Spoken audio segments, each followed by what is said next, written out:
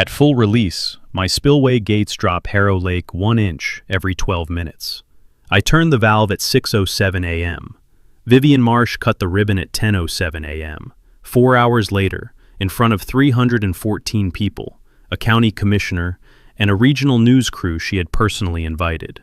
She gave a 3-minute address. She thanked the county for the grant. She said the words she had been preparing for 2 years. This lake has always belonged to the community. At 10:14 a.m., the camera operator noticed the boat launch ramp. At 10:16 a.m., a woman near the waterline looked down at her feet. At 10:18 a.m., the recession was visible from one end of the park to the other. 18 inches of pale lake bed where the shoreline had been. The boat launch sitting in mud. Standing water advancing toward the picnic table foundations at the eastern end, exactly as mapped in the hydrologist's site assessment, which had been in my legal binder for 8 months. 11 minutes after she cut the ribbon, 314 people stopped talking and watched the lake leave her park. I was on my porch with binoculars. 2 years earlier, a planning notice had arrived in my mailbox. 1 page, Ridgecrest HOA letterhead, describing a public lakeside park built on my private shoreline, using a 1991 easement that my property attorney read in a single afternoon and summarized in 4 sentences. The easement allows HOA members to walk the bank and fish in the afternoons. It does not authorize a $340,000 park. Your water management rights are absolute and explicitly protected. And the more they build before we file, the stronger the case becomes. Then he said, "Let her build." I opened a new folder on my desktop, typed the label. Then I went to find my camera. Quick pause before we dive in. Comment where you're watching from, crush that like button, and subscribe so you never miss stories like this. The morning arrives the way June mornings arrive in the Lake District, clear and warm before 8 o'clock, the kind of light that makes everything look like it was built to be photographed. By 9:15 a.m., cars are already parked along both sides of the access road leading to the northern shoreline of Harrow Lake. Families with folding chairs, couples with coffee thermoses, children running ahead of their parents toward the sound of water.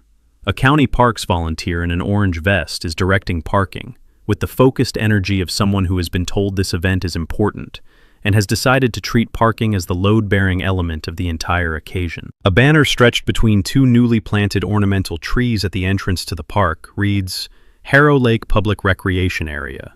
Grand Opening, Ridgecrest HOA, in partnership with the county." The lettering is navy blue on white, the font chosen for the particular combination of civic authority and community warmth that Vivian Marsh had specified to the sign printer 3 weeks ago. 314 people gather on the northern shoreline of a lake that Vivian Marsh does not own.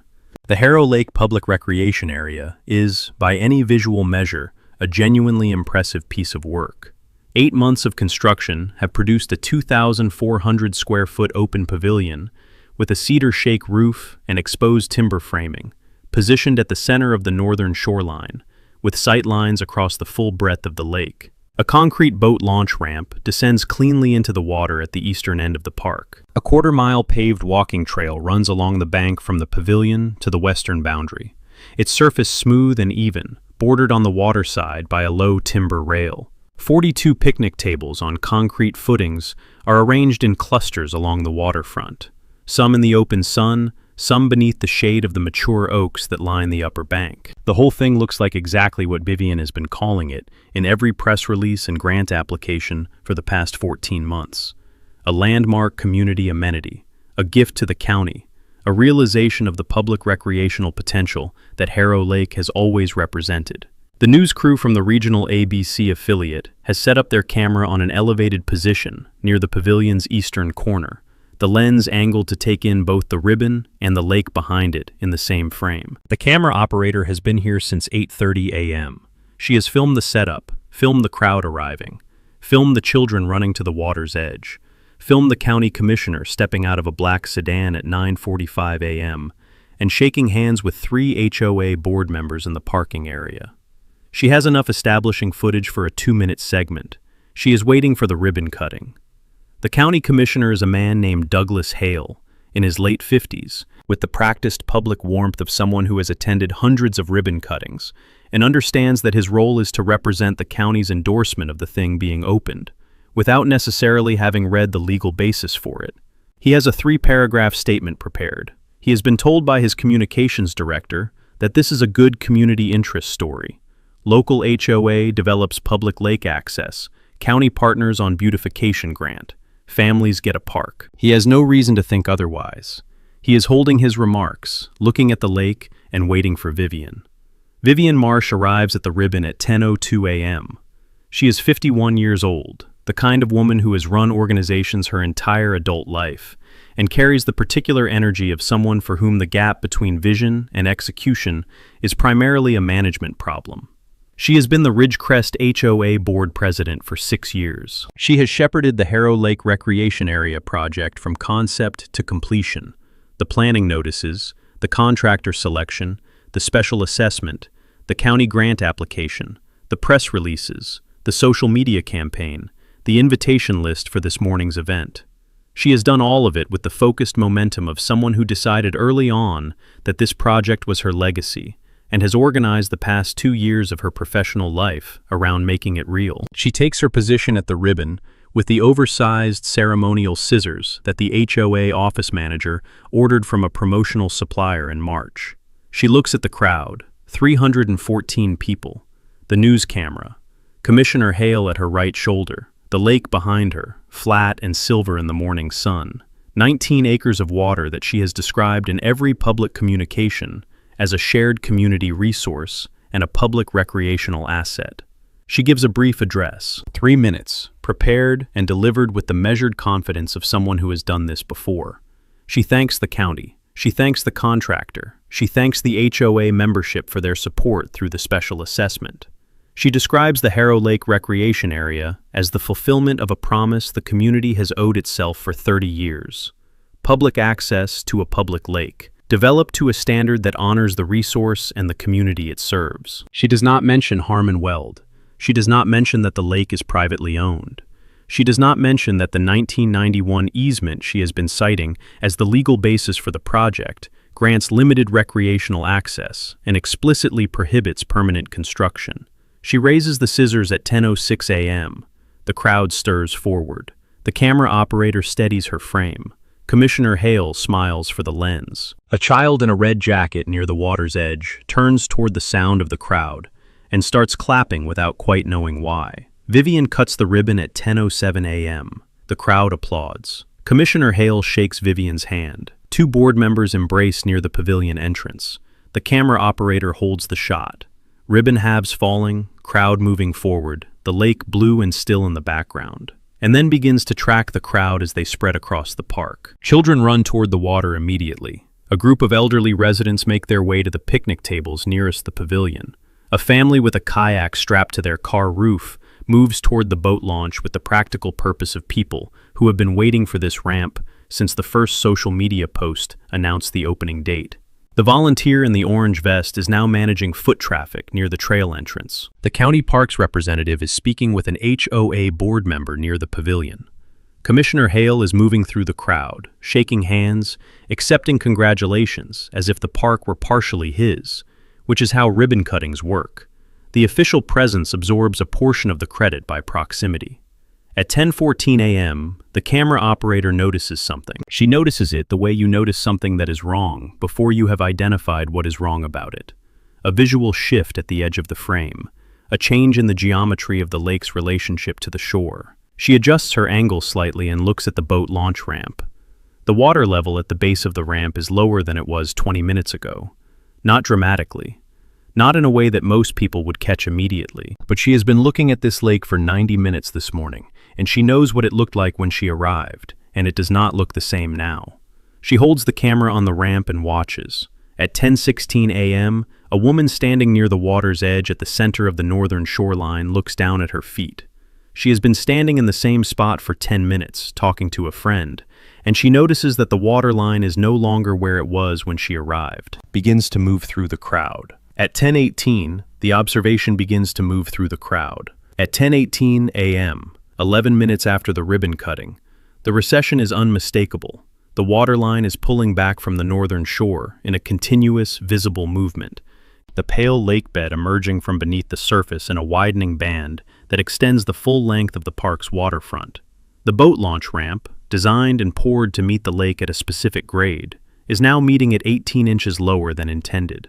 The lower half of the ramp sitting on wet mud, the family with the kayak standing at the top of it, looking at the exposure below with expressions moving through confusion towards something more complicated. The 3 picnic tables nearest the eastern shore, the ones positioned closest to the natural outflow gradient, have water moving toward their concrete footings from the redirected flow pattern that the dam's full release position produces, exactly as documented in the water rights assessment sitting in Harmon Weld's legal binder 300 yards to the south.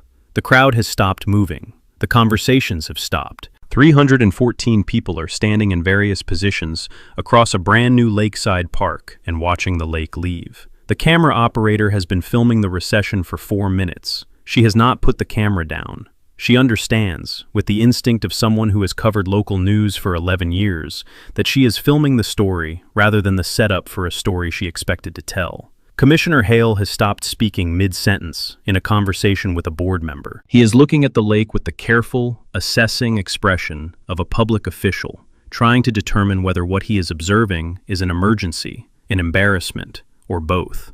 Vivian is standing at the pavilion entrance with the ceremonial scissors still in her right hand. She is looking at the water. Her expression has traveled, in 11 minutes, from the satisfied confidence of a woman at the apex of a 2-year project to something considerably more difficult to describe. The particular expression of someone watching a situation move in a direction they did not plan for and cannot yet calculate the end of. 300 yards to the south, behind a locked gate marked with a single laminated sign, private property, Harmon Weld, owner.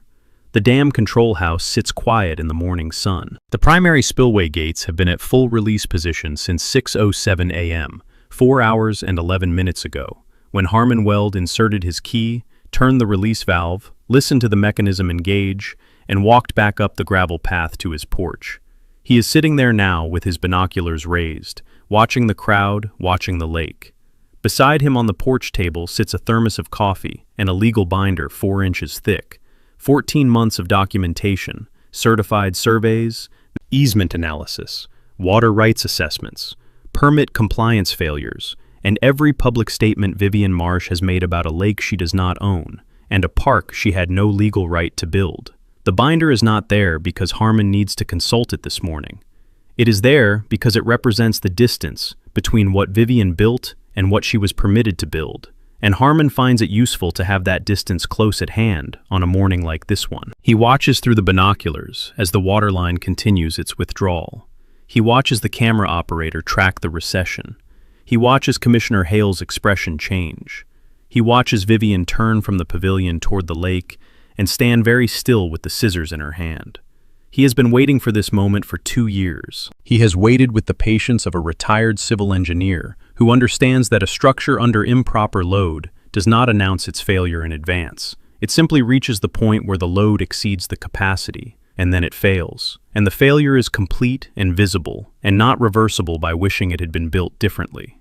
He has waited through the planning notice, through the construction, through 14 months of press releases and grant applications and social media posts and a county commissioner's office endorsement of a project built on a foundation that Leonard Cade identified as legally indefensible within 24 hours of reading a 3-page document from 1991. He has waded through the invitations going out to 314 people. He has waded through the news crew setting up their camera. He has waded through the banner and the orange-vested parking volunteer and the ceremonial scissors and 3 paragraphs about public lakes and community legacies and 30 years of deferred promise. He has waded through the ribbon cutting.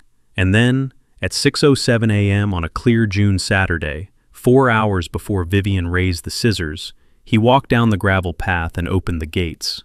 He pours coffee from the thermos and watches the lake continue to recede in the morning light. Somewhere in the crowd, a child is asking a parent why the water is going away. The parent does not have an answer. Most of the 314 people at the Harrow Lake Public Recreation Area do not have an answer yet. They will, Harmon thinks, soon enough. He takes a sip of coffee and watches the camera operator hold her frame on the retreating water line, steady and patient, waiting for the story to finish telling itself. 2 years before the ribbon cutting, on a Wednesday morning in late June, Harmon Weld walks to his mailbox at the end of the gravel driveway and finds 3 items inside: a water quality report from the County Watershed Authority, a parts catalog from an equipment supplier he ordered from twice a decade, and a single-page document on Ridgecrest HOA letterhead. He reads the HOA notice standing at the mailbox, the way he reads most things, completely, from the first word to the last, without skimming, because 30 years as a civil engineer trained him to understand that the sentence you skip is almost always the sentence that matters.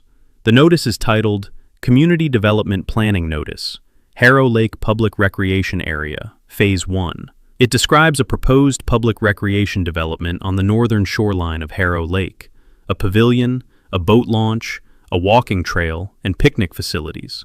It cites a 1991 public access easement as the legal basis for the project. It provides a construction timeline beginning the following spring. It is signed, at the bottom, by Vivian Marsh, Board President, Ridgecrest Lake Community HOA.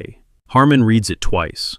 Then he carries it inside, sets it on the kitchen table, and sits down with it and his coffee, and the particular focused attention of a man who has spent his career identifying where the load-bearing assumptions in a document are buried, and what happens when those assumptions are wrong. He notes what the notice says. It says the HOA has approved a public recreation development. It says the 1991 easement provides the legal basis. It says construction will begin in spring. It says the project will provide the community with a premier lakeside recreational facility. Then he notes, with considerably more care, what the notice does not say. It does not cite a construction permit of any kind.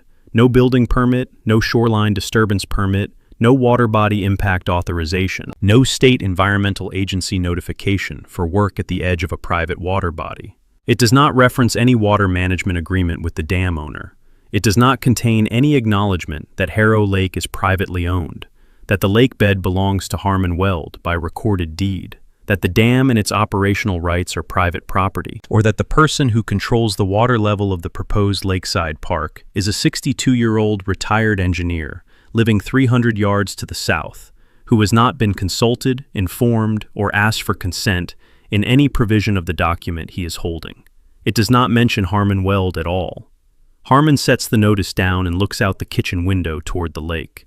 The northern shoreline is visible through the tree line at the end of the property. Undeveloped, tree-lined, the bank sloping gently to the water's edge, the way it has since he purchased the property in 1998. He bought Harrow Lake from a conservation trust that had held it since the late 1980s. 19 acres of private lake, the surrounding buffer land, and the dam structure at the southern end, with all operational rights attached to the deed. The trust had been careful stewards.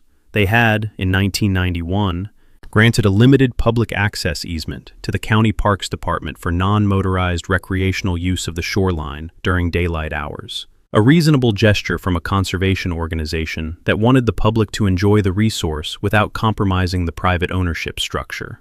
When Harmon purchased the property 7 years later, that easement was disclosed in the title report as a recreational use easement with standard seasonal access provisions, and he had accepted it as a reasonable encumbrance. People walking the bank and fishing in the afternoons had never troubled him. What the planning notice was describing was not people walking the bank and fishing in the afternoons. He calls Leonard Cade at 2:30 that afternoon. Leonard is a property rights attorney who has practiced in the Lake District for 23 years, handling easement disputes, riparian boundary conflicts, dam ownership matters, and the particular category of case that arises when a community organization mistakes administrative custody of a document for legal authority over the property the document describes.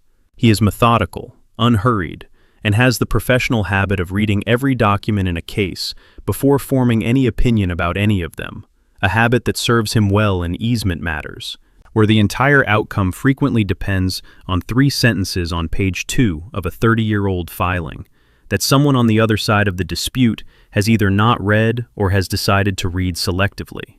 Harmon reads him the notice over the phone. Leonard listens without interrupting. When Harmon finishes, Leonard asks one question. Has he ever read the full text of the 1991 easement document himself, not just the summary in the title report? Harmon tells him no. Leonard tells him he will have it by tomorrow afternoon. He calls the county recorder's office the following morning and requests a certified copy of the 1991 easement by grantor name and recording date. He has it on his desk by noon and reads it that afternoon in the complete, sequential manner of a man who understands that a document's meaning lives in its full text, not in its title or its summary. The easement is 3 pages. Page 1 establishes the parties, the Conservation Trust as grantor, the County Parks Department as grantee, and the legal description of the easement area, the shoreline margin of Harrow Lake within 20 feet of the high water mark, along the northern and eastern banks. Page 2 sets out the grant in specific terms. The county and its designees are granted the right to use the easement area for public non-motorized recreational purposes, walking, fishing, swimming, non-motorized watercraft, during daylight hours between April 1st and November 30th of each calendar year. The grant language is followed by a limiting clause that Leonard reads twice. The foregoing recreational rights shall constitute the complete and exclusive extent of this grant, and shall not be construed to include or imply any right of construction, permanent installation, exclusive occupation, commercial use, or infrastructure development of any kind within the easement area or the adjacent water body.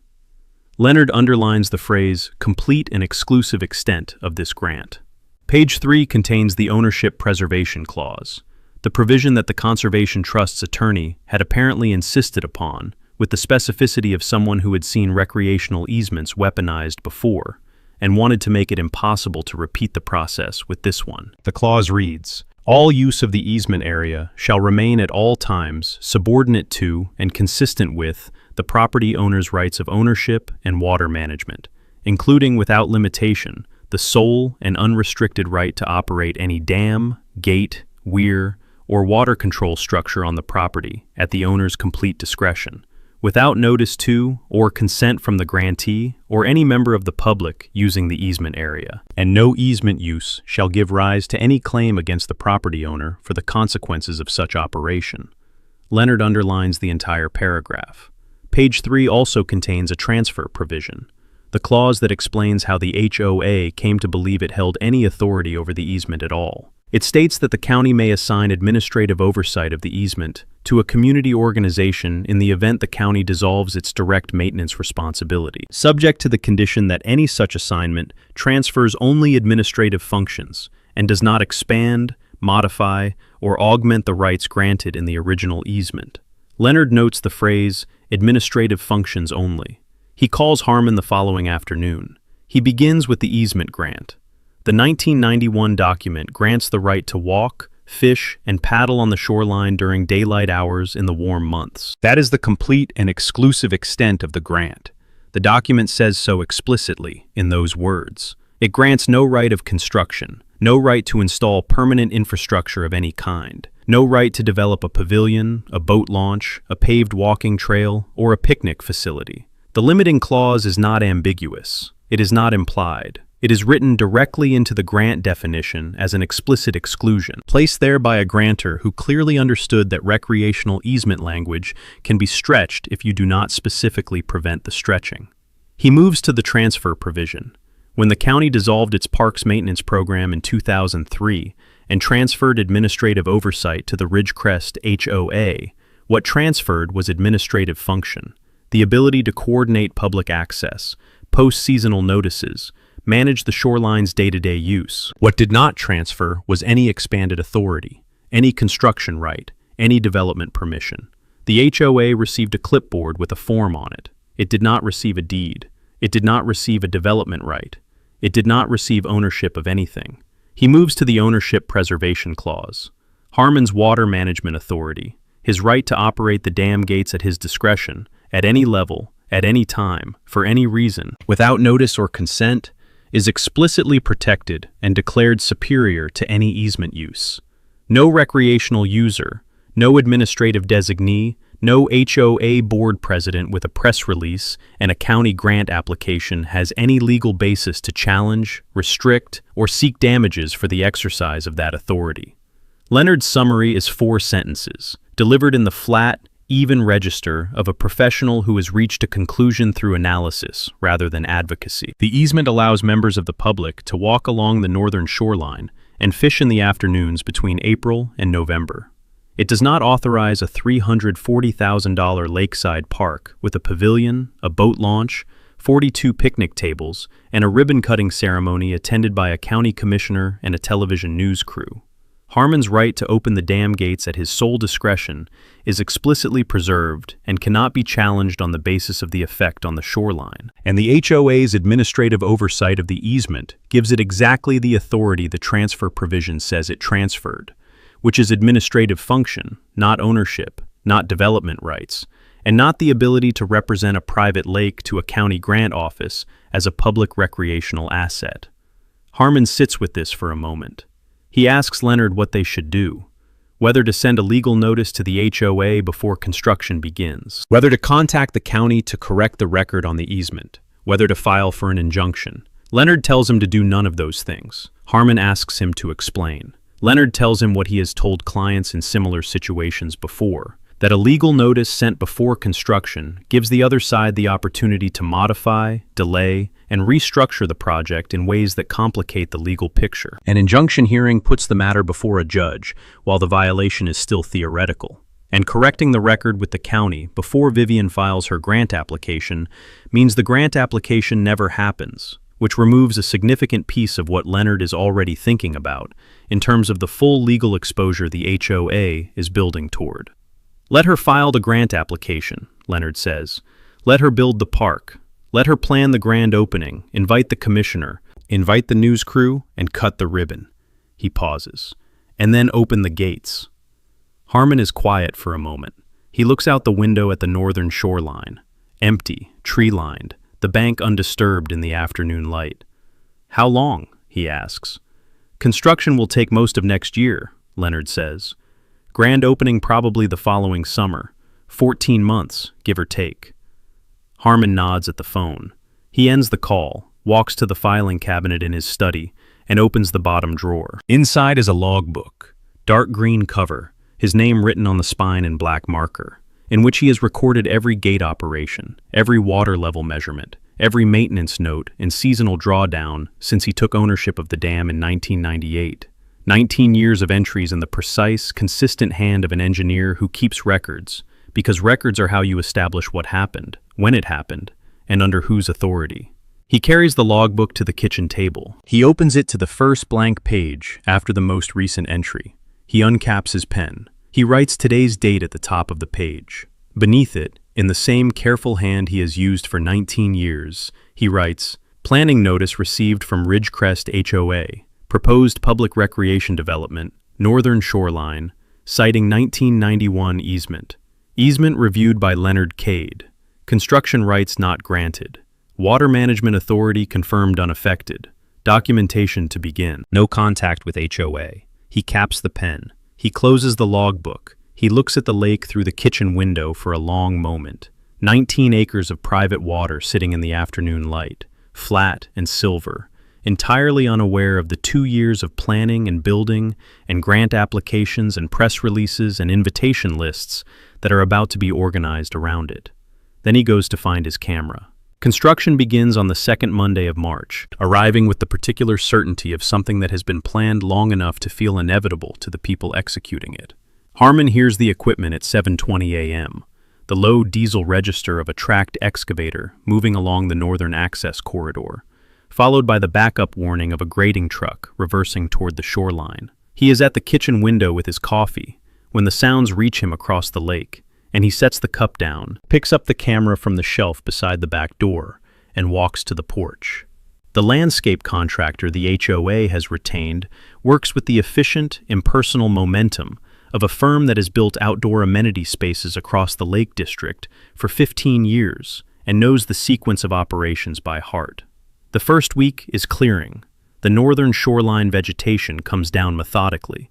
The mature sedge grass and shoreline shrubs graded back to expose the bank from the water's edge to the upper tree line. Harmon photographs every stage of it.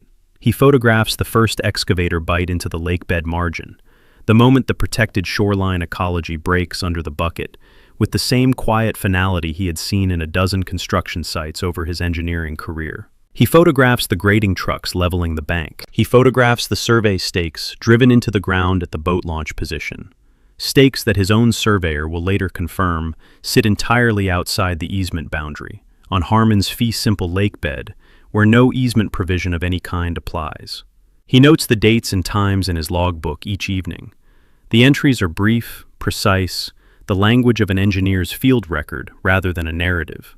Equipment types, work locations, estimated disturbed area, photographs taken. He has been keeping records in this logbook for 19 years. He adds the construction documentation to the same volume with the same hand, treating the HOA's park project as one more thing happening on his property that requires accurate accounting. Ruth notices the boat launch ramp position in the third week.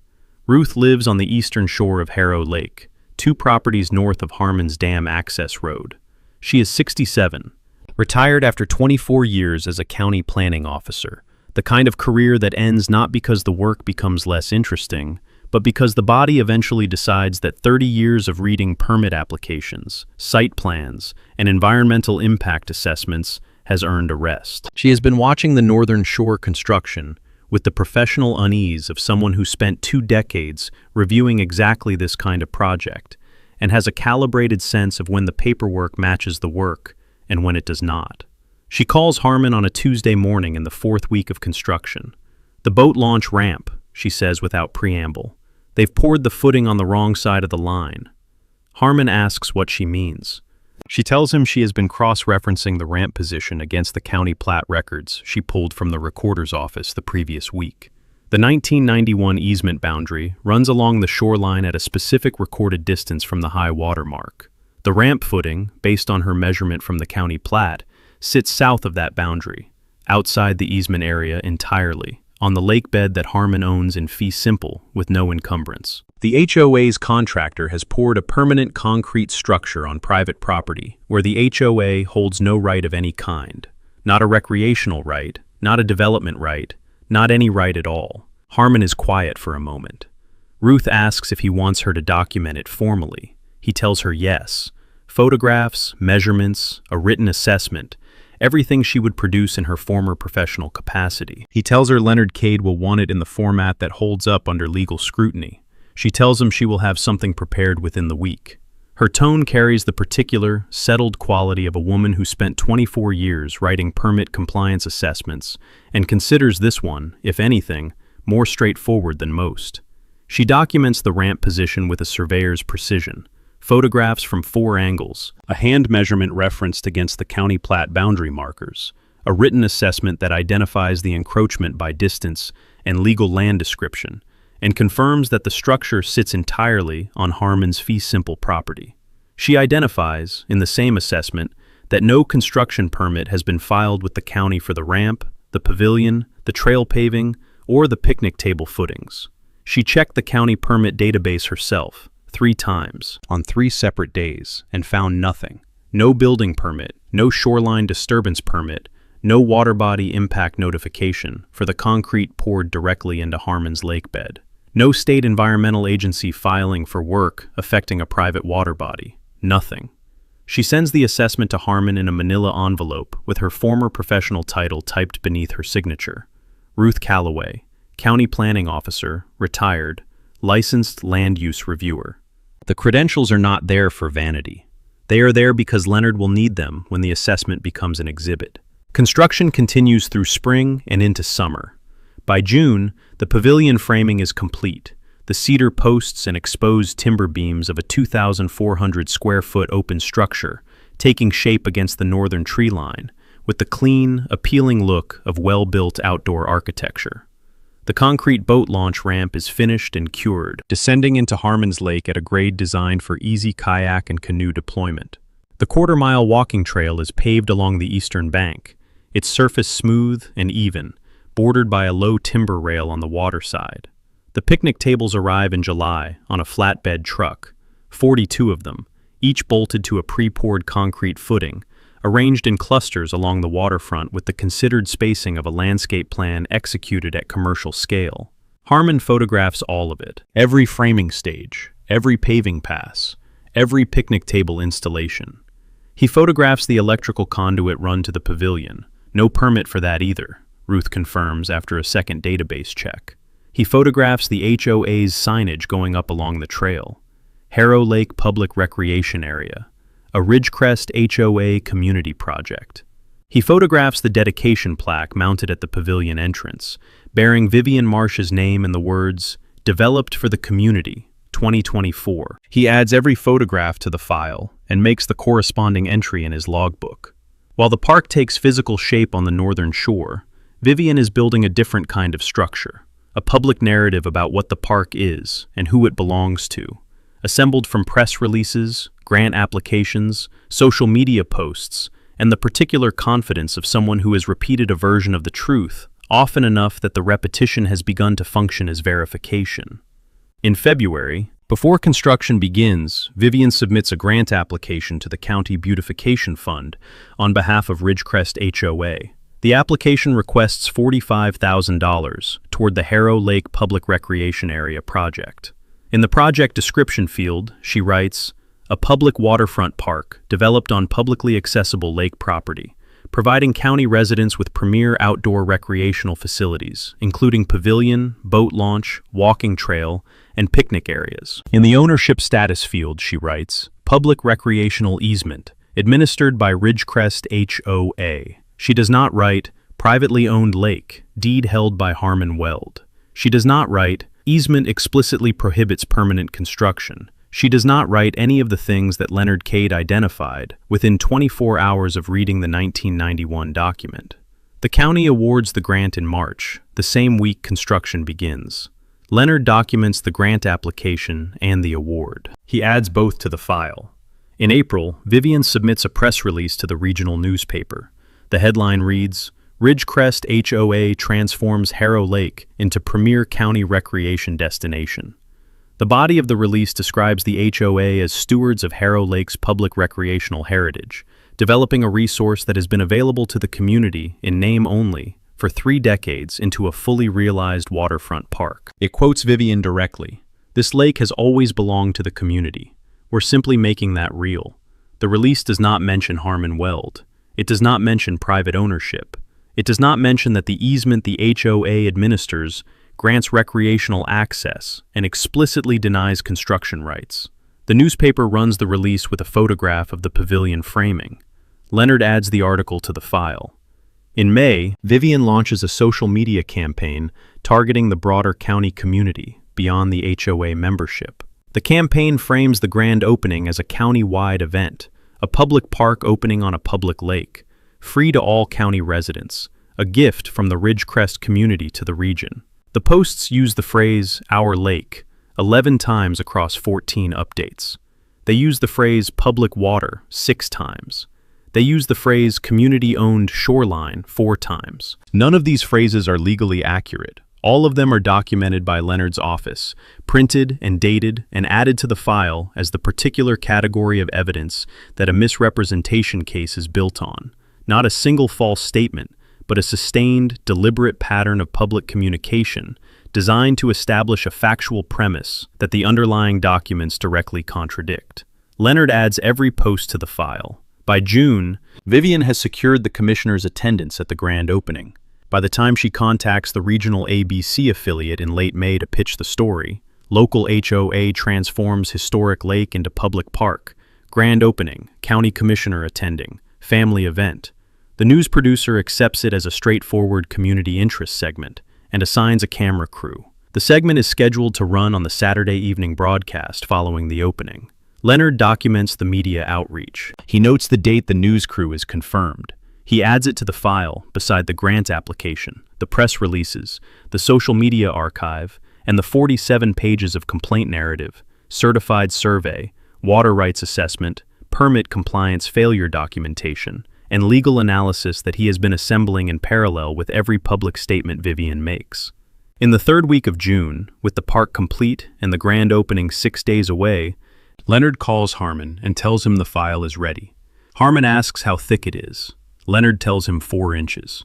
Harmon is quiet for a moment.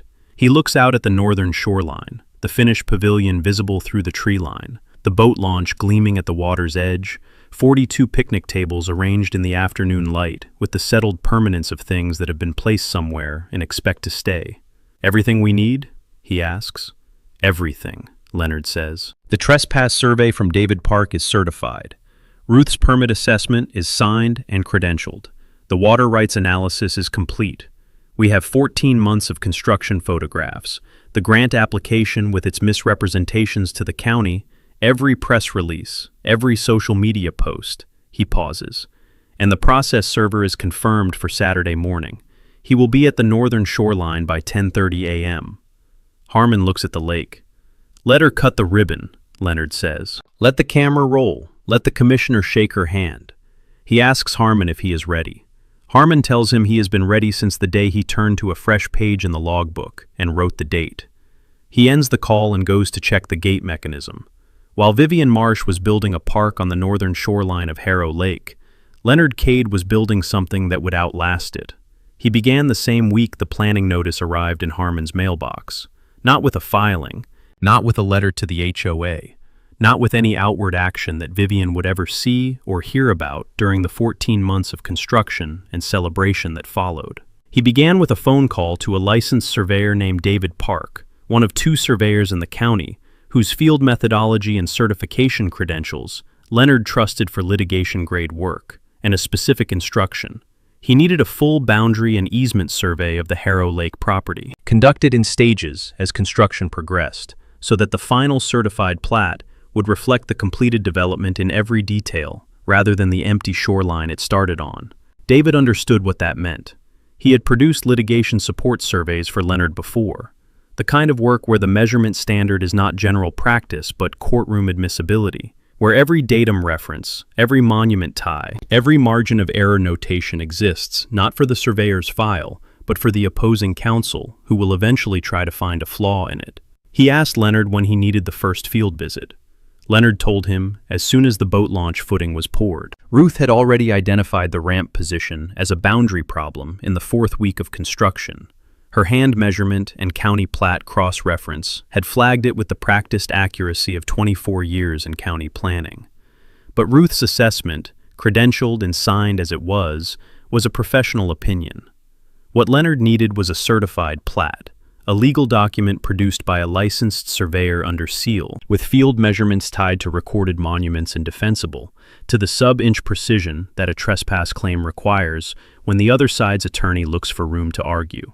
David conducts his first field visit in April, working from the 1991 easement document, Harmon's property deed, and the county recorder's plat that establishes the boundary lines with legal precision. He sets up his total station at the Southern Reference Monument and begins working north along the recorded easement boundary, measuring the position of every construction element the HOA's contractor has placed on the ground relative to that line. The boat launch ramp footing sits 4 feet and 7 inches outside the easement boundary, not at the edge of it, not in a zone of reasonable interpretation. 4 feet and 7 inches on the wrong side of a recorded line, sitting on Harmon Weld's fee simple lake bed, where no easement provision of any kind exists, and where the HOA holds no right, not a recreational right, not an access right, not a temporary construction right, not any right at all. David photographs the measurement setup from 3 positions, records the coordinate data in his field notes, and marks the position on the preliminary plat with the notation, direct trespass, fee simple property of Harmon Weld, no easement coverage. He returns in June when the pavilion foundation is complete, in August when the trail paving is finished, and in September when the last picnic table footing is poured. Each visit adds a new layer of certified measurement to the developing plat. Every permanent structure mapped against the easement boundary with the same sub-inch precision. Every encroachment documented by type, dimension, and legal land description. The walking trail paving runs within the easement area for its full quarter-mile length, but constitutes permanent construction on ground where the easement's limiting clause explicitly prohibits any permanent installation. The 42 picnic table footings are distributed across both the easement area and, in 11 cases, the fee simple property outside it. The pavilion foundation sits within the easement boundary, but is a 2,400 square foot permanent structure on ground where the grant document says, in plain language, that permanent structures are not permitted. The final certified plat, completed in the second week of October, is a document of considerable precision and considerable legal consequence. It maps every element of the Harrow Lake Recreation Area against the recorded property boundaries in a single illustrated instrument. The boat launch ramp and direct trespass on Harmon's fee simple land, the pavilion and easement misuse, the trail and picnic facilities distributed across both categories of violation, and it carries David Park's professional seal, his license number, and his signature on a certification that the measurements are accurate to the standards required for legal proceedings. Leonard adds it to the file. The water rights assessment comes next. Leonard retains a water rights specialist, a consultant named Dr. James Harrell, who has worked with private dam owners, municipal water authorities, and Lake District property holders across the region for 18 years, and whose written assessments have been qualified as expert evidence in state civil court on 9 separate occasions. Leonard gives him the dam deed, the 1991 easement document, Harmon's 19-year gate operational logbook, and a detailed description of the grand opening scenario, specifically what the shoreline park looks like at various gate positions, and what legal authority Harmon has to operate those positions without notice to or consent from the HOA or any member of the public using the easement area. Dr. Harrell's report runs 22 pages. Its core conclusions are unambiguous. Harmon Weld's right to manage the water level of Harrow Lake is a property right attached to the dam deed by virtue of the dam ownership itself. It is inseparable from ownership of the structure. It predates the 1991 easement, and it is explicitly preserved by the ownership clause on page 3 of that easement, which Leonard had underlined on his first reading, and which Dr. Harrell quotes in full on page 4 of his report. The clause's language, sole and unrestricted right to operate any dam, gate, weir, or water control structure on the property at the owner's complete discretion, without notice to or consent from the grantee or any member of the public, is, Dr. Harrell writes, among the most comprehensive water management preservation clauses he has encountered in 22 years of reviewing lake property documents. It leaves no interpretive room. It grants no basis for a challenge. It means exactly what it says. The report's appendix addresses the grand opening scenario directly, with the clinical precision of an engineer working from documented gate specifications and field hydrology. At full release position, Harmon's spillway gates discharge at a rate that lowers Harrow Lake approximately 1 inch every 12 minutes under average late June water table conditions. At that rate, a 4-hour pre-opening gate operation, beginning at 6 in the morning before a 10 o'clock ribbon cutting, produces a lake-level drop of approximately 18 to 20 inches by the time the ribbon is cut. The shoreline recession at that drop level, illustrated on a site map attached as Exhibit B of the report, shows the boat launch ramp sitting on exposed mud, the lower picnic table area partially flooded by redirected outflow, and the walking trail's eastern section bordered by receded waterline on one side. The illustration is precise, labeled, and entirely consistent with what a retired civil engineer opening his own gates at 6:07 a.m. on a June Saturday would produce. Leonard adds the report to the file. Ruth's permit assessment arrives in a sealed envelope in November. 7 pages, single-spaced, signed under her professional credentials, and organized in the systematic format of a county planning compliance review. She has checked the county permit database 4 times over the course of the construction period, at intervals timed to capture any permit application filed after construction began. Her finding is consistent across all 4 checks. No building permit for the pavilion, no shoreline disturbance permit for the bank grading, no water body impact authorization for the concrete poured into Harmon's lakebed, no state environmental agency notification for construction affecting a private water body, no electrical permit for the conduit run to the pavilion, 7 categories of required permit across the full scope of the project, and not a single one filed in the county system at any point during construction. Her final line reads, "In 24 years of county planning review, I have not encountered a construction project of this scale, cost, and permanence with a more complete absence of permit compliance." Leonard adds the assessment to the file. Through all of it, David Park's survey work, Dr. Harrell's water rights analysis, Ruth's permit documentation, the 14 months of Harmon's construction photographs, Leonard files nothing with any court. He sends no letters to Vivian. He does not attend HOA public meetings. He does not contact the county commissioner's office to correct the record on the grant application. He does not reach out to the news affiliate to provide context for the community interest segment that Vivian's press outreach has already planted. He builds the record in complete silence. The silence is deliberate, calculated, and specific to the strategy that a certain kind of legal case requires. The strategy where the other side's confidence, unchallenged for long enough, drives them toward the single moment of maximum exposure, the moment where everything they have built is most visible and most publicly committed, the moment where a process server walking through a crowd with a 47-page complaint produces the most comprehensive and irreversible legal and reputational consequence available. In the third week of June, 6 days before the grand opening, Leonard calls Harmon and tells him the file is complete. "Everything is in order," he says. "The trespass survey is certified and sealed. Dr. Harrell's water rights assessment is signed. Ruth's permit analysis is credentialed. We have 14 months of construction photographs, every press release, the full grant application with its misrepresentations to the county, and the social media archive." He pauses. 47 pages of complaint with 11 exhibits. The process server is confirmed for Saturday. He will be in the crowd by 10:15. Harmon asks about the timing of the gate operation. Leonard tells him to open the gates at 6 a.m.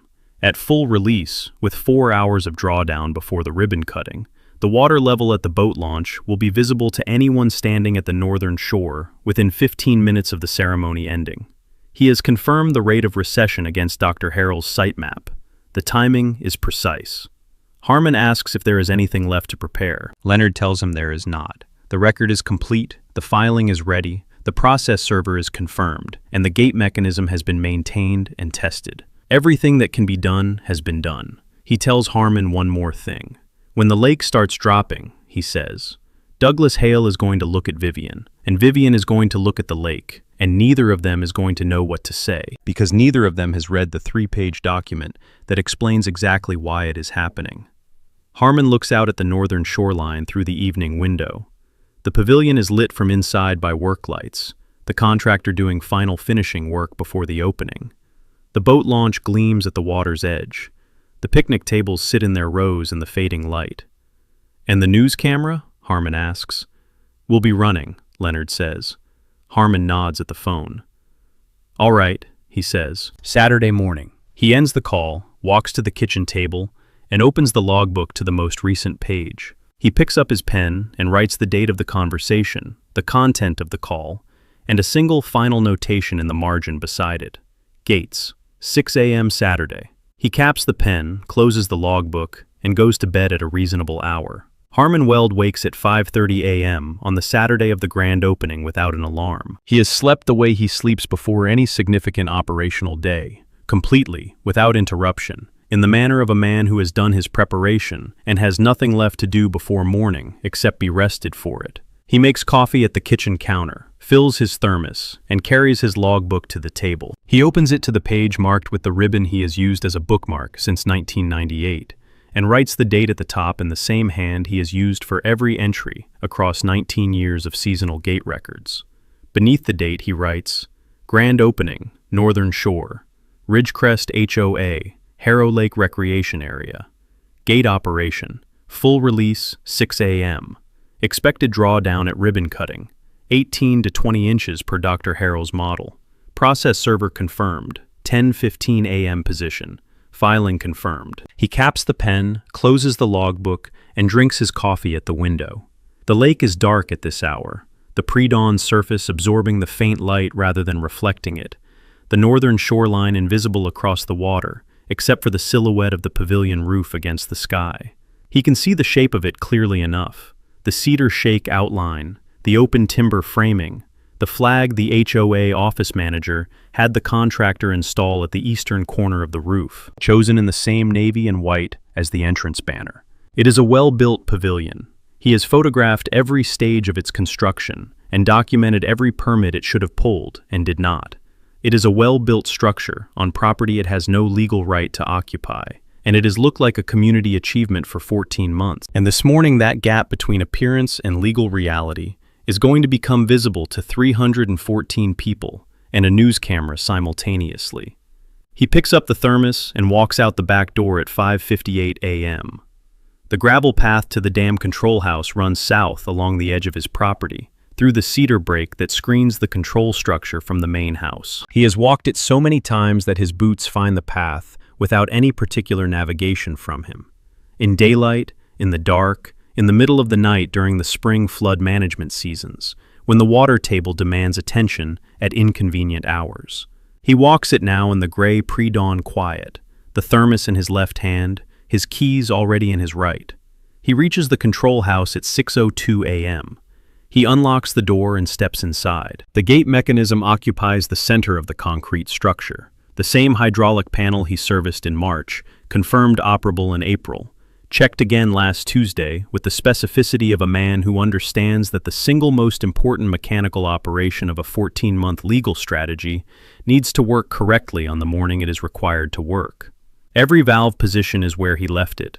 Every gauge is reading within normal range. The primary spillway gate is in its standard summer management position.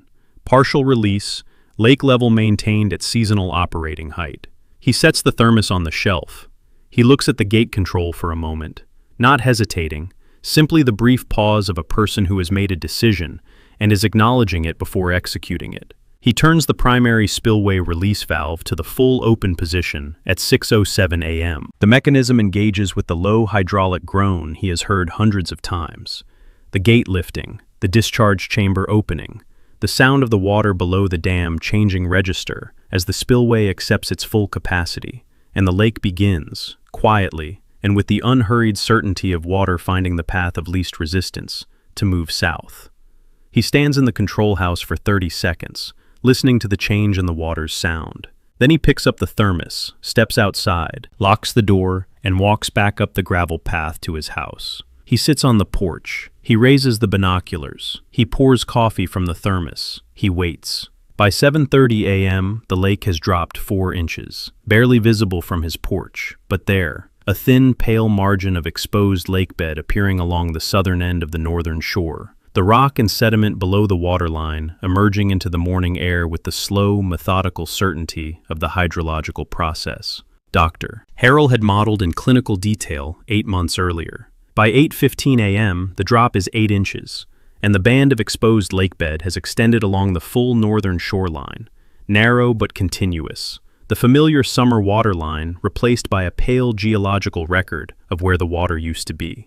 By 9 a.m., cars are filling the access road. Harmon watches through the binoculars as the crowd assembles across the lake. He watches the orange-vested parking volunteer direct traffic with the focused authority of someone whose job has expanded to fill the morning.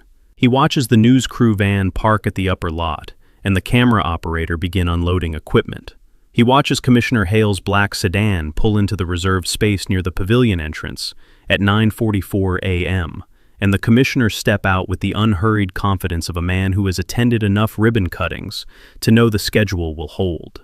He watches Vivian. She is moving through the crowd from 9:30 onward with the kinetic, purposeful energy of a woman for whom this morning represents the culmination of 2 years of effort. The planning notices, the grant application, the special assessment, the contractor negotiations, the press releases, the social media campaign, the invitation calls to the commissioner's office and the news affiliate.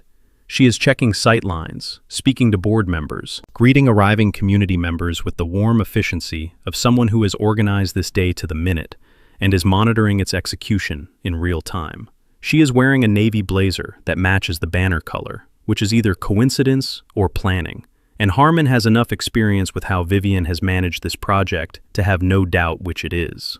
By 9:30 a.m., 314 people are on the northern shoreline. The pavilion is decorated with bunting along the timber framing. The boat launch gleams in the late morning sun. The picnic tables are occupied by families who arrived early and have settled into the waterfront positions with the satisfied ease of people who feel they have discovered something they are entitled to enjoy. Children have been at the water's edge since the first families arrived. A group of them have waded into the shallows at the eastern end of the park, their voices carrying across the water, with the particular bright clarity of children on a summer morning who have been told they are at a park and have taken the information at full value. The lake has dropped 14 inches by this point. The children at the water's edge are wading in water that is 14 inches shallower than it was when their parents drove in. Nobody has noticed yet. The drop is distributed across 19 acres of surface area, and the absolute change at any given point along the shore is real, but not yet dramatic enough to announce itself to a crowd of 300 people who arrived expecting a park opening and are experiencing one. Vivian takes her position at the ribbon at 10:02 a.m. She gives her address. 3 minutes. She thanks the county. She thanks the contractor. She thanks the membership. She says the words, "This lake has always belonged to the community," that Leonard has printed and dated and filed under the social media archive tab, in the 4th inch of the binder sitting on Harmon's porch table. She raises the ceremonial scissors at 10:06 a.m., and the crowd stirs forward in the way crowds stir toward the moment a ribbon cutting exists to produce. She cuts the ribbon at 10:07 a.m. The crowd applauds. Commissioner Hale shakes her hand for the camera. 2 board members embrace. The camera operator holds the ribbon-cutting shot and then begins to track the crowd spreading across the park. Families moving toward the picnic tables, the kayak family moving toward the boat launch, children running in all directions with the unstructured joy of an outdoor event on a warm morning. The camera operator notices the water at 10:14 a.m. She has been looking at the lake intermittently all morning. She notices now that the boat launch ramp, which she filmed at 8:45 a.m. as a clean concrete surface descending evenly into clear water, is descending into something less than clear water at its lower end. There is a visible mud line 2/3 of the way down the ramp, a horizontal boundary between wet concrete and exposed lake bed that was not there 90 minutes ago. She adjusts her angle toward the ramp and watches. The recession is visible in real time from this position. Not dramatic, not a wall of water retreating, but continuous and measurable, the water line pulling back from the ramp at a rate that a person watching steadily can perceive as movement. She holds the camera on it. At 10:16 a.m., the woman standing near the center of the northern shoreline looks down at her feet. She has been in the same spot for 12 minutes, talking with a friend, her back partly to the water. She looks down because the ground near her shoes feels different than it did when she arrived. Softer, wetter at the edge. She looks at the gap between her position and the water, 8 inches of pale exposed lake bed that was submerged when she walked to this spot. She says something to her friend. Her friend looks down. Then her friend looks at the water. The observation moves through the crowd in the pattern that all observations move through crowds. Person to person, attention following the direction of other people's attention. A spreading ring of awareness that begins at the waterline and works its way inward. People near the shore notice first. People further back notice when they see the people near the shore change their posture and orientation. Within 90 seconds of the first person looking down, 24 people are watching the waterline. At 10:18 a.m., 11 minutes after the ribbon cutting, the recession is beyond ambiguity. The waterline has pulled back from the full length of the northern shoreline. The pale, exposed lake bed runs continuously from the eastern end of the park to the western boundary, a band 18 inches wide at its narrowest point, widening toward the outflow gradient at the southern end of the park area. The boat launch ramp is sitting on wet mud from its midpoint down. The kayak family is standing at the top of the ramp, looking at the exposed lower section with the particular stillness of people whose plan has been interrupted by something they cannot immediately explain. The 3 picnic tables at the eastern end of the walking trail have standing water moving toward their concrete footings from the redirected outflow pattern, exactly as illustrated in Exhibit B of Dr. Harrell's report, the color site map that shows precisely which tables flood first at full release gate position. The crowd has stopped moving. The conversations have stopped. 314 people are standing in various positions across a brand new lakeside park and watching the lake withdraw from it in full daylight, in the presence of a county commissioner and a news camera and oversized ceremonial scissors on the morning of its grand opening. The camera operator has been filming the recession for 4 minutes without interruption. She is not going to put the camera down. She has covered 11 years of local news and understands with the certainty of long professional instinct that she is currently filming the story rather than the setup for the story she came to tell. Commissioner Hale is standing near the pavilion entrance with his prepared remarks still in his hand. He is looking at the lake with the expression of a public official calculating, in real time, the distance between the event he was invited to and the event he is currently attending.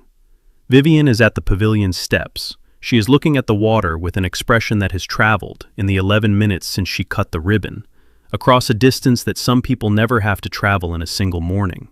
From the apex of a 2-year project, from the warm applause and the commissioner's handshake and the news camera on her face, to the specific, vertiginous stillness of a person watching something she built with absolute public confidence begin to reveal, in front of everyone she invited, the foundation it was actually built on. At 10:31 a.m., a man in a gray jacket moves through the crowd from the access road entrance toward the northern shoreline. He walks with the focused, unhurried purpose of someone who knows exactly where he is going and has done this before. He reaches Vivian at the pavilion steps at 10:33 a.m. He says her name. He confirms her identity. He places a manila envelope in her hand. Inside the envelope is the filed complaint, 47 pages, plus 11 exhibits.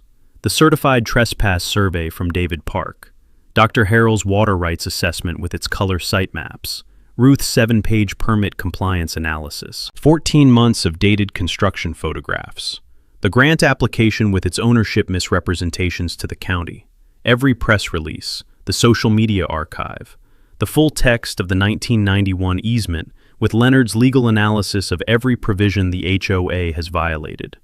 The news camera is still running. Commissioner Hale is 12 feet away. The crowd is watching. Vivian reads the caption on the first page of the complaint. She reads the plaintiff's name. She reads her own name in the defendant caption. She reads the phrase, direct trespass on fee simple property, in the first paragraph of the complaint body. She looks up from the document. She looks at the lake, receding, pale lake bed widening, the boat launch sitting in mud, the crowd standing in the silence of 300 people who have come to a grand opening and are watching something they do not yet have the full language for. She looks at the dam control house gate, 300 yards to the south, with its laminated sign visible in the morning light. Private property, Harmon Weld, owner. The camera operator holds the frame. She does not look away. The camera operator files her footage at 1:47 p.m. from the news van in the parking area above the northern shoreline, while the crowd is still dispersing and Vivian Marsh is still standing at the pavilion steps, holding a 47-page complaint she has read twice through without moving. The operator has been doing local news for 11 years. She has filmed ribbon cuttings, groundbreakings, municipal ceremonies, county fair openings, school dedications, bridge unveilings, and every variety of public event that a regional affiliate covers in the course of a year. She has never filed footage like this. She calls her producer from the van before she drives back to the station, telling him to hold the 6 o'clock community interest slot open and expand it. What she has is not a 2-minute feel-good segment about a lakeside park. What she has is a 4-minute sequence that begins with a ribbon cutting and ends with a process server and a receding lake and a private property sign. And it is all on camera in continuous, unedited sequence. The producer tells her to come straight in. The segment airs at 6:04 p.m. on the regional ABC affiliate's evening broadcast. It runs 4 minutes and 20 seconds, longer than any community interest piece in the broadcast's standard format, short enough to hold a general audience from opening frame to closing shot without losing the thread. It opens with the ribbon cutting.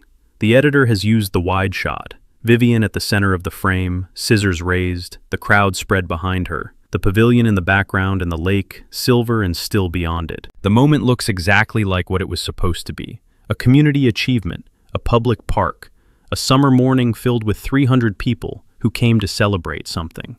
The ribbon falls, the crowd applauds. Commissioner Hale shakes Vivian's hand.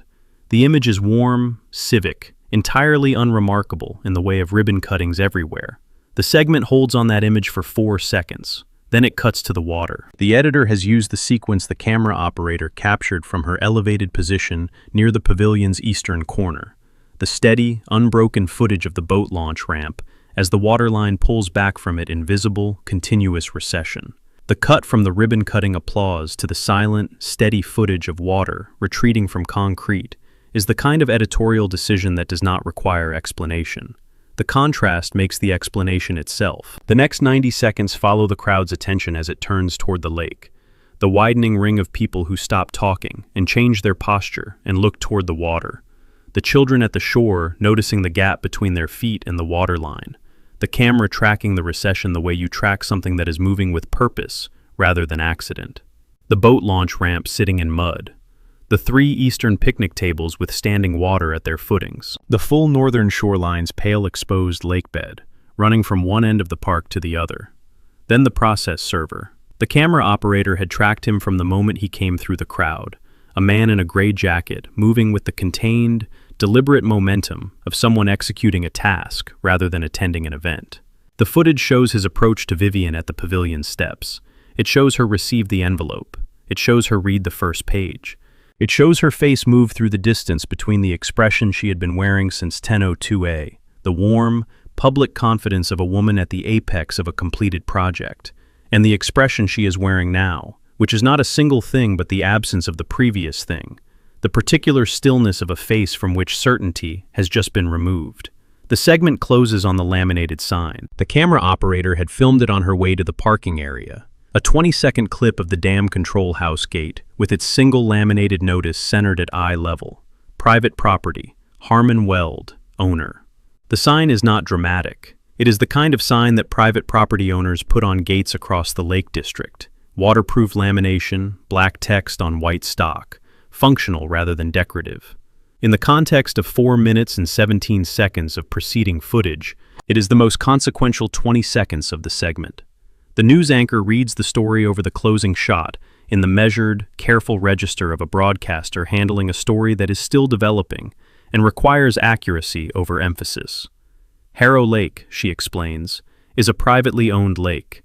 Its deed is held by a private citizen, Harmon Weld, who has owned the property including the lakebed, the dam, and all associated water management rights since 1998. The Ridgecrest HOA's construction of the Harrow Lake Public Recreation Area was authorized by the HOA under a 1991 public access easement, a document which, according to a civil complaint filed in county court on Saturday morning, explicitly prohibits permanent construction of any kind within the easement area.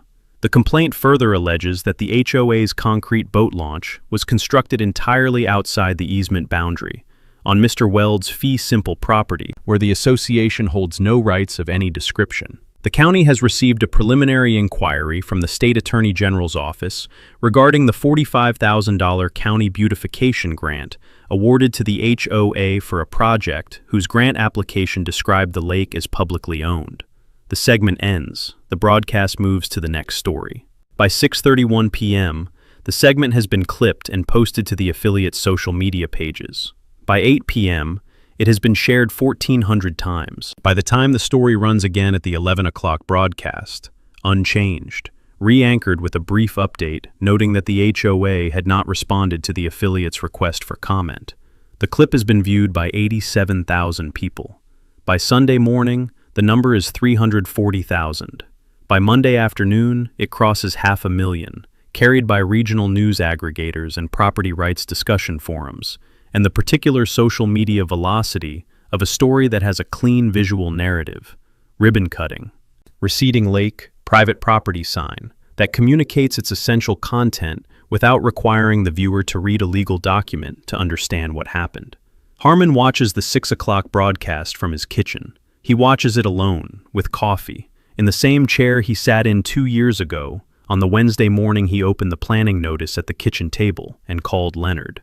He watches the ribbon cutting. He watches the water recede on the television screen, the way he watched it recede through binoculars from his porch 7 hours earlier. He watches Vivian read the complaint caption. He watches the sign. He turns the television off when the segment ends and sits in the kitchen for a while. He is not triumphant. That is not the register he operates in. He is the thing that comes after a long preparation has executed correctly, settled, complete, at rest in the particular way of a man who identified a problem, assembled the appropriate response with appropriate patience, and is now watching the response work as designed. He finishes his coffee, washes the cup, and goes to bed. The commissioner's office issues a statement on Monday morning at 9:15 a.m. It is 4 sentences.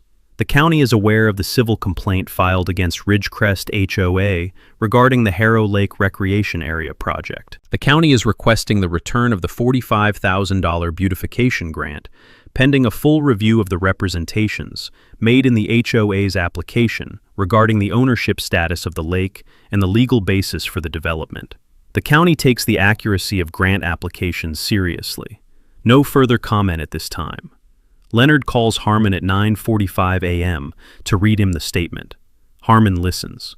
He asks if it is what Leonard expected. Leonard says it is exactly what he expected, and slightly faster than he anticipated. The State Attorney General's office opens a formal inquiry by Tuesday afternoon, a letter addressed to the HOA board and to Vivian Marsh individually, notifying them that the office is reviewing the representations made in the $45,000 grant application to determine whether they constitute material misrepresentation to a government agency. The letter is 2 pages. Its second page lists the specific representations under review: the description of the lake as a public recreational asset, the characterization of the project as a public waterfront park on publicly accessible land, and the ownership status field in the grant application, which describes the property as held under a public access easement without disclosing that the underlying fee title belongs to a private individual. Vivian retains a criminal defense attorney by Tuesday morning, before the Attorney General's letter arrives, which suggests that her own review of the grant application representations over the weekend produced conclusions consistent with what Leonard had flagged 8 months earlier. The criminal defense attorney is not the same person as the HOA's land use counsel. He is a specialist. His retainer is a fact that the HOA board does not learn about until Wednesday evening, when it becomes relevant to understanding why Vivian arrives at the emergency session with 2 attorneys rather than 1. The HOA board convenes at 7 p.m. Wednesday evening in the clubhouse conference room. 7 board members are present. 4 of them arrive having already spoken to personal attorneys about their individual exposure as board members, who voted to approve a development project that a filed civil complaint, a county grant review, and a state attorney general's inquiry have collectively characterized as legally unauthorized, permit deficient, and potentially fraudulent in its public representations. Ruth is seated in the front row of the observer section when the board arrives. She has been there since 6:45 p.m. She is wearing the same composed, unhurried expression she wears when she is doing something professionally rather than emotionally. The expression of a woman who spent 24 years attending planning meetings and knows how to be present in a room without inserting herself into it. Her 7-page permit compliance assessment is resting on her knee in a manila folder. She does not open the folder. She does not need to. The folder is there for the same reason she is there, not to do anything, but to be seen. Vivian arrives at 7:03 p.m. with her HOA land use counsel on her left and her newly retained criminal defense attorney on her right. The criminal defense attorney is a physical signal to the 4 board members with personal attorneys that the situation has expanded beyond a civil property dispute, and the signal lands correctly. 2 of those board members exchange a look across the conference table that communicates, without words, that the evening is going to be longer and more complicated than the agenda suggests. At 7:08 p.m., the board secretary announces that a courier delivery has arrived addressed to her on behalf of the board. She opens the envelope. Inside is a 12-page document on Leonard Cade's letterhead, a summary of the complaint's findings, organized for non-legal readers, with a cover note in Leonard's handwriting. Mr. Harmon Weld is available for settlement discussion at any time the board is prepared to have one. He requests no further contact except through counsel. The board secretary distributes copies around the table. Vivian does not take a copy. Her land use counsel takes one and begins reading it with the focused attention of someone encountering an opposing counsel's summary document for the first time and measuring it against what they already know. The board reads in silence. The silence goes on for several minutes. It is the silence of 7 people reading a document that describes, in 12 measured pages, the distance between what the HOA told the county it was building and what the certified survey, the water rights assessment, and the permit compliance analysis establish it actually built, and on what legal foundation, and under whose authority, and at what cost to the property owner whose name appeared nowhere in 2 years of press releases and grant applications and social media posts about his own lake. Ruth sits in the front row and watches the board read. She does not say anything. She does not need to say anything. The folder on her knee, the document on the table, the 340,000 people who have watched a ribbon cutting and a receding lake and a private property sign on a phone screen since Saturday morning. They are saying everything that needs to be said. The board president, Vivian, still, sets her copy of the summary down on the table when she reaches the last page. She looks at the cover note in Leonard's handwriting. She reads it twice. The resolution does not come from a courtroom. It comes from three directions simultaneously: a state attorney general's formal inquiry, a civil complaint with 11 certified exhibits, and the sustained momentum of a story that 500,000 people watched on a phone screen across a single weekend. Converging on Vivian Marsh and the Ridgecrest HOA board in the space of 6 weeks with the quiet, accumulated force of consequences that were set in motion the morning a planning notice arrived in Harmon Weld's mailbox 2 years earlier. Vivian resigns on a Sunday morning, 11 days after the grand opening. Her letter to the board secretary is one paragraph, sent by email at 8:44 a.m. It states that she is stepping down from the board presidency to focus on her personal legal situation, and thanks the membership for the opportunity to serve. It does not explain which legal situation. It does not reference the civil complaint, the Attorney General's inquiry, the county grant review, or the criminal defense attorney she retained the previous Tuesday morning when her review of the grant application's ownership representations produced conclusions she was no longer able to argue against. It does not mention Harmon Weld, whose name she has not spoken publicly since the grand opening, and whose lake she described in 11 social media posts, 2 press releases, and 1 government grant application as belonging to the community. She sends the letter and stops answering her phone. The Attorney General's formal findings arrive 3 weeks later, addressed to the HOA board president, a designation that now belongs to Gerald Tate, who assumed the interim presidency the morning after Vivian's email, and has spent the intervening weeks reading every document in the legal file with the methodical attention of a man who spent 30 years as a municipal attorney, and knows that the only way to understand a situation like this one is to read the primary sources rather than summaries of them. Gerald reads the 1991 easement. He reads Leonard's complaint. He reads David Park's certified plat, with its boundary notation marking the boat launch position as direct trespass on fee simple property. He reads Ruth's permit assessment, with its finding that 7 categories of required permit were absent from a $340,000 construction project. He reads Dr. Harrell's water rights analysis and its confirmation that Harmon's Gate Operation Authority is absolute, deed-attached, and legally unassailable. He reads every press release Vivian issued. He reads the grant application. He reads the ownership status field in the grant application, where Vivian wrote Public Recreational Easement, administered by Ridgecrest HOA, and did not write the name of the man who has held the deed to the lake bed since 1998.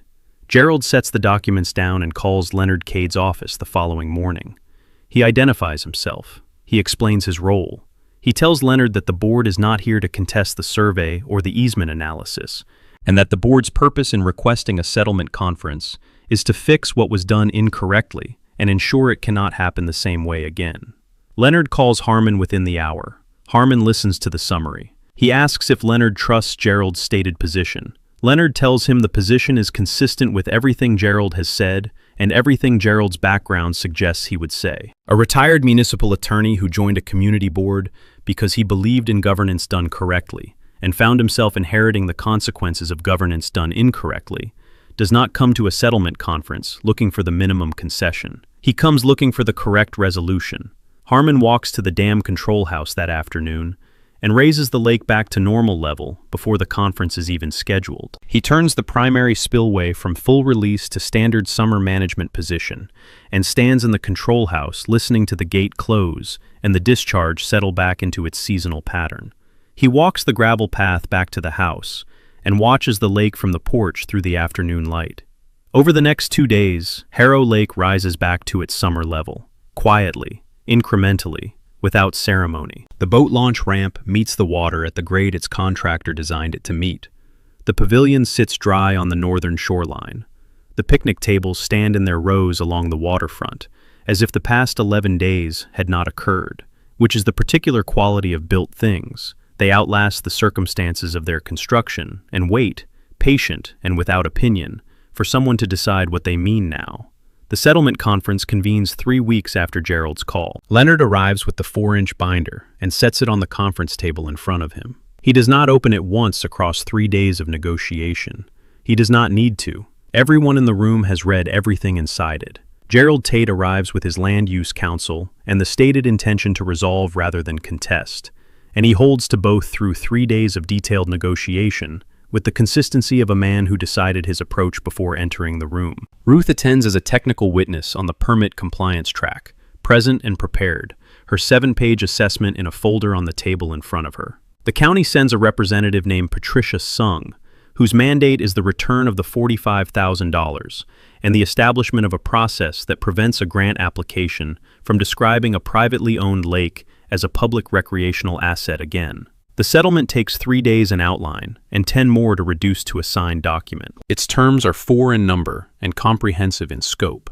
The first establishes recorded boundary clarification, a formal instrument filed permanently with the county recorder, mapping the precise boundary of the 1991 easement against Harmon's fee simple property lines, available in the public record alongside every other document in his chain of title, so that no future board president can mistake administrative custody of an easement memo for development authority over a private lake. The second addresses the boat launch ramp, the one structure that sits not within the easement area, but entirely outside it, on Harmon's fee simple land, where the HOA holds no right of any description. The ramp will be removed, the concrete broken out, the lake bed restored to pre-construction condition, the shoreline margin revegetated to match the surrounding bank. The HOA bears the full cost. David Park will supervise the restoration against his certified plat as the standard. The third addresses the remaining park infrastructure, pavilion, trail, picnic tables, which sit within the easement geography, but in violation of the easement's explicit construction prohibition. Their removal would eliminate a facility the broader community has a genuine interest in using, and would serve no restorative purpose beyond the legal principle. The settlement converts them instead into a legitimately easement-compliant recreational facility, operated under a revised access agreement between the HOA and Harmon that accurately reflects the 1991 document's terms, requires his advance written consent for any future infrastructure addition, and establishes an annual notification confirming no new construction has occurred within the easement area without that consent. The fourth addresses the county, return of the $45,000 grant with applicable interest within 30 days, full cooperation with the Attorney General's inquiry, and a public correction notice to the Commissioner's Office and the regional ABC affiliate, clarifying the ownership status of Harrow Lake and the correct legal characterization of the easement under which the recreation area now legitimately operates. Harmon signs the agreement on a Thursday afternoon. He reads every term before he signs, the way he reads every document that is going to matter. He caps his pen. He shakes Leonard's hand. He shakes Gerald Tate's hand across the table, because Gerald came in good faith and held to it, and that is worth acknowledging regardless of what made the conference necessary. He drives home, makes coffee, and walks the gravel path to the dam control house one final time that evening. Not to operate anything, not to document anything. The logbook entry for today is already written. Conference concluded, settlement executed, terms recorded. There is nothing left to note. He stands at the southern end of his lake in the long summer evening light, the low gold angle that arrives in the Lake District in late July, when the afternoons are at their fullest. The lake sits below the dam the way it has always sat, flat at the center, catching the light at the edges, moving with the small wind through the western tree line, in the unhurried way of water that has been in this valley longer than any of the documents that describe it. The northern shoreline is visible across the water, the pavilion roof, the walking trail's timber rail, the picnic tables in their rows, everything Vivian built, standing in the evening light, now operating under a revised agreement that answers the question of whose lake this is with the permanence of a recorded instrument, rather than the temporary authority of a grant application nobody reviewed carefully enough. Harmon stands there for a while, in the quiet. 2 years from the planning notice to the signed settlement. 14 months of photographing construction from the porch without a word to anyone who did not need to know. One morning of unlocking the control house at 6:02 a.m. and turning a valve that had been waiting 19 years for this particular use. 11 minutes between the ribbon cutting and the moment the water made the explanation that no letter, no injunction, and no cease and desist could have made as completely, or as publicly, or as permanently. He had never raised his voice. He had never sent a single letter to Vivian Marsh. He had never attended a community meeting, never called the commissioner's office, never spoken to the news crew, never confronted anyone, in any forum, across 2 years of watching a public park rise on his private shoreline, while press releases described his lake as a gift the community was giving itself. He had opened the gates 11 minutes after she cut the ribbon. Leonard had built the case. Ruth had documented the permits. David Park had measured the boundary. Dr. Harrell had mapped the water. And the lake had done what the lake does. It had receded. It had revealed. It had returned.